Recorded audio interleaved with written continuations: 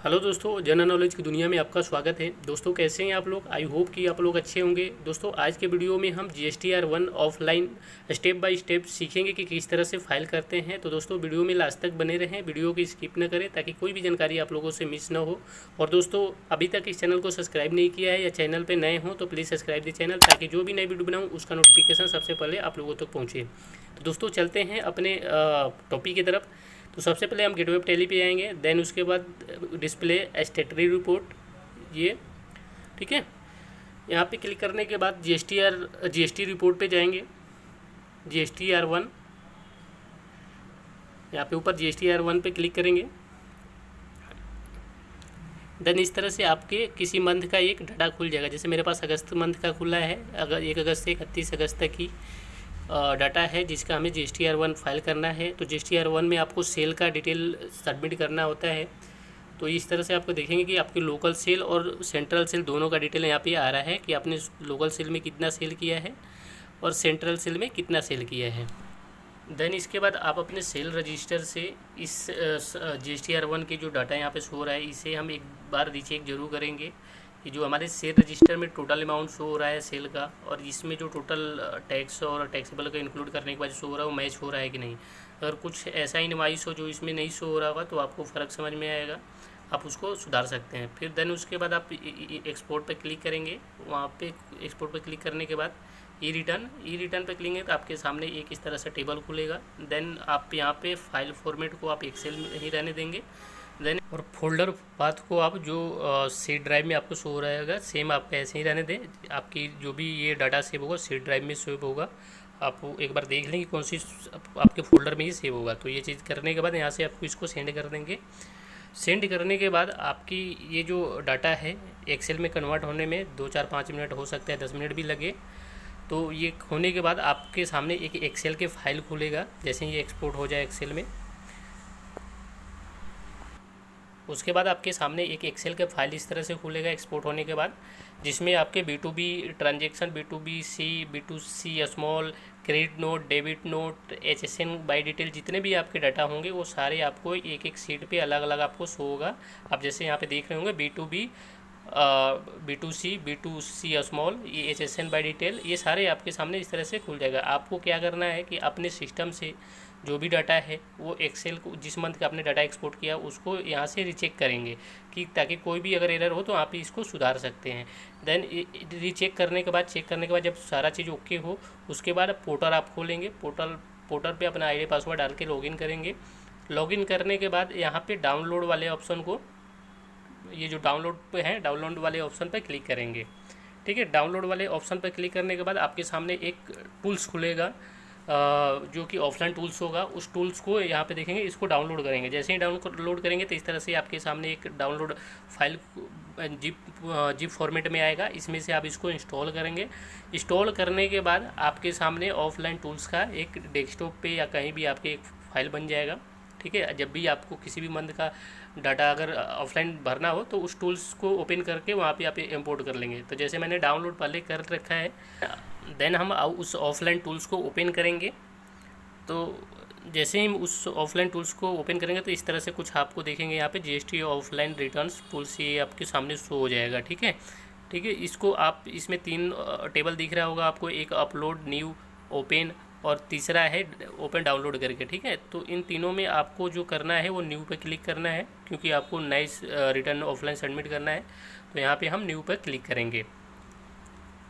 ठीक है, जैसे ही इस पर क्लिक करेंगे तो इस तरह से आपके सामने कुछ फॉर्मेट खुलेगा। इसमें आपको सब चीज़ भरना है। तो जैसे GST स्टेटमेंट रिटर्न्स में आपको यहाँ सेलेक्ट करना है। आपके GSTR1 फाइल कर रहे हैं तो GSTR1 सेलेक्ट करेंगे। देन उसके बाद GST ऑफ सप्लायर्स में जिस कंपनी का आप रिटर्न भर रहे हैं उस कंपनी का आपको यहाँ पे GST नंबर डालना है।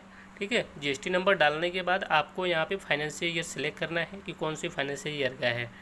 ठीक है, तो अब मान लीजिए हमारा 22-23 का है। उसके बाद हम यहाँ पे टैक्स पीरियड सेलेक्ट करेंगे। अगर अगस्त मंथ का हम भर रहे हैं तो अगस्त महीने सेलेक्ट कर लेंगे। उसके बाद ये आपको ऑप्शन आएगा इज HCG टैक्स पेयर, अगर है तो यस, नहीं है तो नो कर देंगे। देन उसके बाद is tax payer quarterly filer, अगर क्वार्टरली रिटर्न फाइल कर रहे हैं तो यस करेंगे, अगर मंथली रिटर्न कर रहे हैं तो नो करेंगे। तो मैं अभी मंथली रिटर्न कर रहा हूँ, इसलिए इस पर नो पे हम क्लिक कर देंगे। ठीक है, उसके बाद यहाँ पे तीसरा ऑप्शन पूछता है, इस पर आप अपने हिसाब से ओके करके, अगर हैं तो यस, नहीं है तो नो करके आप इसको प्रोसीड करेंगे। जैसे ही प्रोसीड करेंगे तो आपके सामने ये टेबल खुल गए, यहाँ पे यस करेंगे। देन यस करने के बाद आपके सामने ये दोबारा से एक चार ऑप्शन का ये फॉर्मेट खुलेगा, जिसमें आपको एक होगा इंपोर्ट फाइल, दूसरा डिलीट ऑल डाटा, तीसरा क्लियर सेक्शन डाटा और चौथा होगा व्यू समरी। ठीक है, तो आपको अभी यहाँ पे क्या करना है, इंपोर्ट फाइल करना है, क्योंकि हमें रिटर्न भरना है तो इंपोर्ट फाइल करेंगे। जो एक्सेल के फाइल हमने एक्सपोर्ट किया था टैली से, उसको यहाँ पे हम इंपोर्ट करेंगे। तो सबसे पहले हम इंपोर्ट फाइल पे यहाँ पे ऑप्शन पे हम क्लिक करेंगे। जैसे ही हम क्लिक करेंगे तो आपके सामने ये एक ऑप्शन खुलेगा, इंपोर्ट एक्सेल और सिलेक्ट सेक्शन।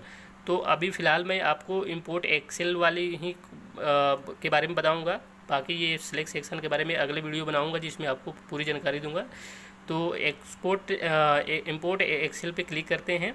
जैसे ही इंपोर्ट एक्सेल क्लिक करेंगे, आपका जहाँ भी फाइल सेव होगा उस फाइल को सिलेक्ट करेंगे। तो यहाँ पे देखेंगे हमारा जो फाइल्स था वो सी ड्राइव में, प्रोग्राम फाइल में, टैली ERP9 में। अब वहाँ पे जाके हम इस चीज़ को सिलेक्ट करेंगे जो फाइल हमने एक्सपोर्ट किया था। तो सबसे पहले हम प्रोग्राम फाइल में गए, देन उसके बाद टैली में गए, टैली ERP9 में गए, और उसके बाद हम देखेंगे कि ये डाटा कहाँ पे है। तो ये चेक करना है आपको। हमने यहाँ ये देखेंगे 2/9 को हमने डाटा एक्सपोर्ट किया था, ये आपके सामने शो हो रहा है। इसको हम इंपोर्ट कर लेंगे। जैसे ही इंपोर्ट करेंगे तो ये आपसे पूछेगा कि are you want to save data. जैसे ही ये यस करेंगे तो ये आपका डाटा यहाँ पे सेव हो जाएगा, सक्सेस रिटर्न डिटेल। ठीक है, उसके बाद इसको हम व्यू समरी पे क्लिक करेंगे। व्यू समरी पे क्लिक करने के बाद आपके सामने ये B2B और credit note, HSN by detail का ये सारा डाटा खुलेगा। ये चीज़ आपको एक एक करके चेक करना है। ठीक है, कि B2B में हमारे जो टैक्स हो रहा है वो टैक्स हमारे क्या कहते हैं, टैली के डाटा से शो हो रहा है कि नहीं हो रहा है। हमारे इसमें एक क्रेडिट नोट शो हो रहा है, ये क्रेडिट नोट अगर टैली के डाटा में है कि नहीं है। HSN wise details, HSN wise summary है, इस HSN वाइज समरी को अपने टैली के डाटा से इसको चेक करेंगे। तो हम टैली में जाके GST रिपोर्ट में जाएंगे। GST रिपोर्ट में जाने के बाद हम उसको चेक करेंगे। तो यहाँ पे स्टेटरी रिपोर्ट, GST GSTR1, ठीक है, उस महीने की, जिस महीने की फाइल हमने एक्सपोर्ट किया तो वो महीने के खोल लेंगे यहाँ पे डाटा। जैसे अगस्त का है, अगस्त को हमने खोल लिया। देन उसके बाद इस टोटल को हम चेक करेंगे। जैसे यहाँ पे देखिए B2B इनवाइस का टोटल जो टैक्स है 4 लाख समथिंग का था, यहाँ पे भी आपके 4 लाख समथिंग का है, यानी आपकी डाटा ओके है। ठीक है, इसमें एक क्रेडिट नोट भी शो हो रहा है, तो ये क्रेडिट नोट भी आपको चेक करना है कि आपके एक्चुअल में क्रेडिट नोट है कि नहीं है। ठीक है, तो ये अपने टैली के डाटा से आपको एक दूसरे से मैच कर लेना है। मैच करने के बाद, ठीक है, मैच करने के बाद अगर सारा डाटा आपका ओके है तभी आप ये जनरेट फाइल पे क्लिक करेंगे। तो दोस्तों मैं एक चीज़ और मैं आपको बताना चाहूँगा, अगर आपको GSTR1 ऑनलाइन फाइल करना है, अगर आपको जानना है कि किस तरह से फाइल करते हैं, तो उसका भी वीडियो मैंने बनाया है।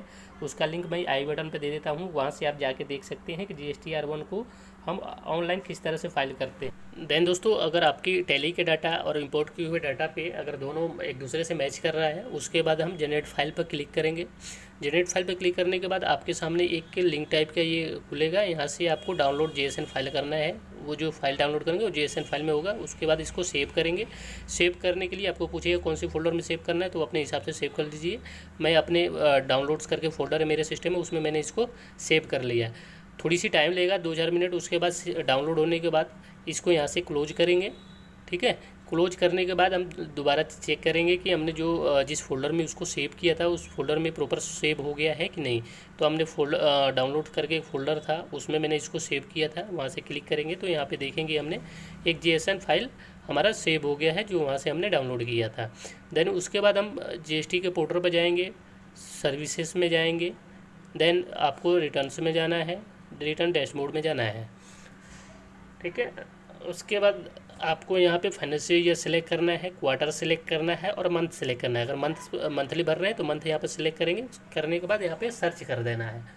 ठीक है, जैसे ही सर्च करेंगे आपके सामने GSTR1 और GSTR2A 2B का इस तरह से ऑप्शन खुलेगा। आपको फिर यहाँ पे GSTR1 में ऑफलाइन पे क्लिक करना है, प्रेफर ऑफलाइन।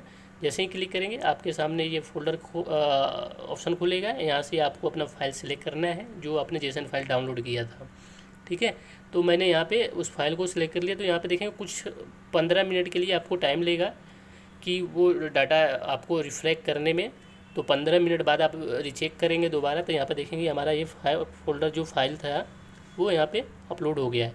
अब देन इसके बाद हम अपने उसमें जाएंगे, क्या कहते हैं, दोबारा GSTR1 में चेक करेंगे कि हमने जो अपलोड किया है वो अपलोड हो गया है कि नहीं। तो हम GSTR1 पे क्लिक करेंगे इस तरह से।